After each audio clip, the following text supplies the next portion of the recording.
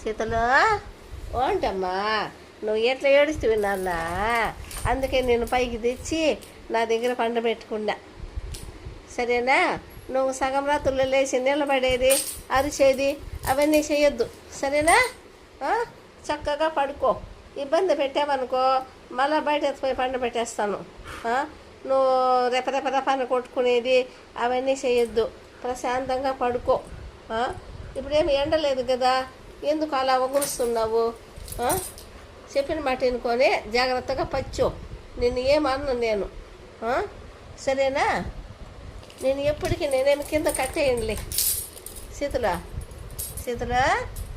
నేనేమి కింద కట్టేయండిలే, నేను నా జాగ్రత్తగా చూడండిలే, నేను మంచిగా చూస్తాను.